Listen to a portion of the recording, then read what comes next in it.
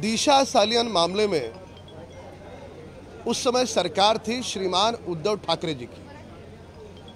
Police उनकी, सरकार उनकी, वाजे जैसे प्यादे थे उनके पास, और वही कारण रहा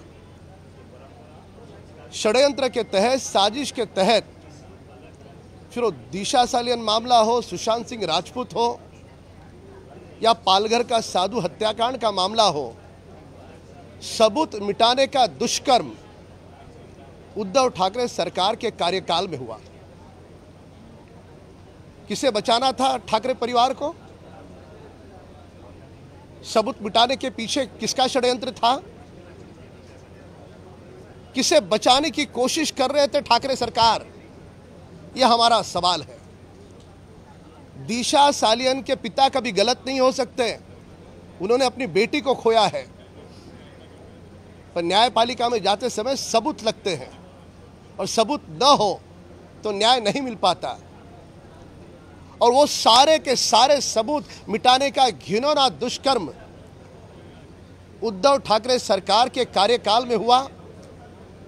हमारा सवाल है कि उद्धव ठाकरे सरकार किसे बचाने की कोशिश कर रही थी? मराठी। दिशा सालियन प्रकरणामध्ये षड्यंत्र रचून त्यावेळेस उद्धव ठाकरे सरकार होतं, त्यांना कोणाला वाचवायचं होतं साऱ्या देशाला, जगाला माहीत, आणि म्हणून त्या काळामध्ये सगळे पुरावे, कारण पोलीस त्यांचे वाजेसारखे प्यादे होते त्यांच्याकडे, सरकार त्यांचं, सगळे पुरावे नष्ट करण्याचं दुष्कर्म उद्धव ठाकरे सरकारच्या कालखंडात झालं। काय कारण होतं? कोणाला वाचवायचं होतं?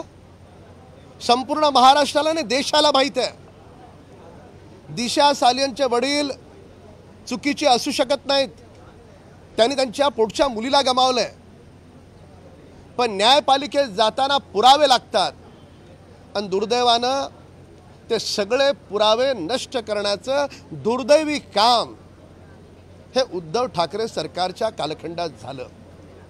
म्हणून सुशांत सिंह राजपूत असेल, आमचे पालघरचे साधू जे हत्याकांड झालं ते प्रकरण असेल, या सर्व प्रकरणामध्ये पुरावे नष्ट करण्याचे काम हे उद्धव ठाकरे सरकारच्या कालखंडात झालं। त्याच्यामुळे न्यायपालिकेमध्ये दिशा सालियन परिवाराला न्याय मिळाला नाही, सुशांत सिंह राजपूत परिवाराला न्याय मिळाला नाही,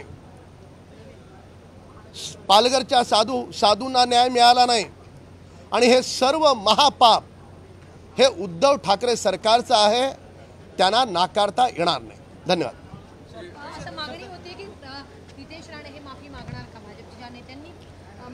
माफी मागायची असेल, दिशा सालियन प्रकरणामध्ये माफी मागायची असेल, तर तत्कालीन उद्धव ठाकरे सरकारनं दिशा सालियनच्या वडिलांपुढे हात जोडून माफी मागावी, कारण षड्यंत्र रचून पुरावे नष्ट करण्याचं काम पोलिसांना हाथी धरून हे उद्धव ठाकरे सरकार ने किया।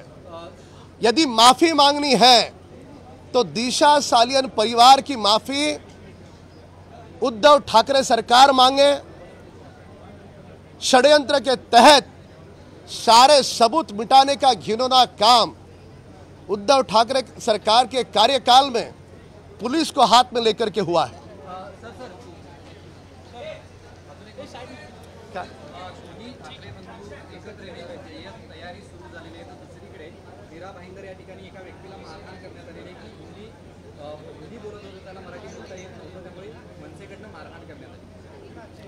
नाही, मुळामध्ये कोणी कायदा हातात घेत असेल तर त्याचं समर्थन होऊ शकत नाही।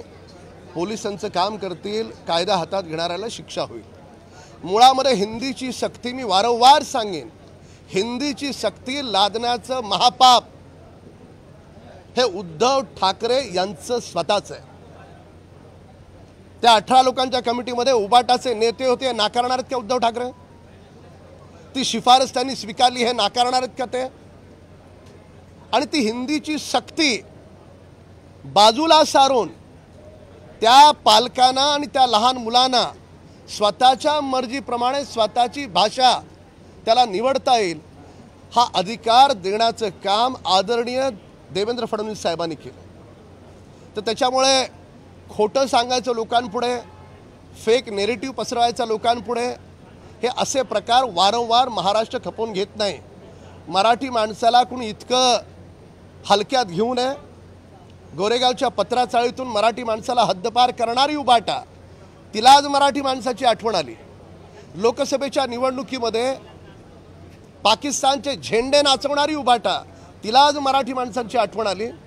तर त्याच्यामुळे कोण एकत्र येतं हा त्यांचा विषय आहे, पण कुणीही एकत्र आलं तरी मराठी माणसाला माहीत आहे की महाराष्ट्राचं हित हे महायुतीचं सरकारच करू शकतं।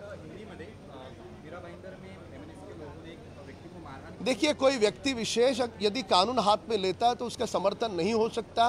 कानून कानून का काम करेगा, उसे दंड दिया जाएगा, किसी को भी बख्शा नहीं जाएगा।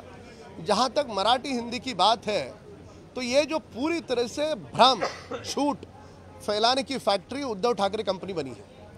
अब हिंदी जबरन लादने का फैसला उद्धव ठाकरे उनका खुद का है। हमारे नेता आदरणीय देवेंद्र फडणवीस जी ने तो वो बच्चा चुने, बच्चे के माँ बाप चुने, उनको कौन सी भाषा चाहिए। हम तो सभी भाषाओं का सम्मान करते हैं, पर यह नैतिक अधिकार देने का काम देवेंद्र फडणवीस जी ने किया है। उसके पश्चात भी जो फेक नैरेटिव फैलाने का, भ्रम फैलाने का दुष्कर्म उद्धव ठाकरे और उनके कंपनी की ओर से हो रहा है। खैर, कौन साथ आता है नहीं आता है उनका निजी फैसला है, पर किसी के भी साथ आने से मुंबई और महाराष्ट्र के लोगों को पता है कि महाराष्ट्र का हित केवल और केवल महायुति सरकार ही कर सकती है।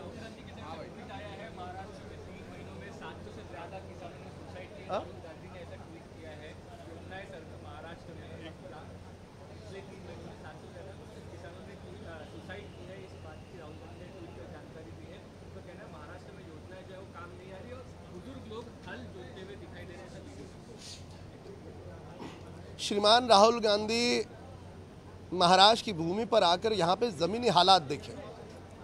उनकी जब 2.5 वर्षों की सरकार थी तो खिचड़ी में पैसे खा रहे थे वे, जो कोविड काल में गरीबों को बांटी जा रही थी। कोविड काल में जो रेमडेसिविर दवा थी उसमें पैसे खा रहे थे उनके लोग। हमारी सरकार ने 3 वर्षों में 45,000 करोड़ से ज़्यादा लाभ देने का काम हमारी सरकार ने किया है। इसके लिए जलयुक्त शिवार हो, किसान की खेती को पानी देना हो, बिजली देना हो, सोलर पंप देना हो, यह सारा काम वर्तमान सरकार ने किया है। इसके लिए राहुल गांधी इस प्रकार का झूठा भ्रम किसानों में न फैलाए। आता isakal.com आहे देशातील नंबर 1 ची मराठी न्यूज वेबसाईट। प्रत्येक अपडेटसाठी isakal.com ला नक्की भेट द्या।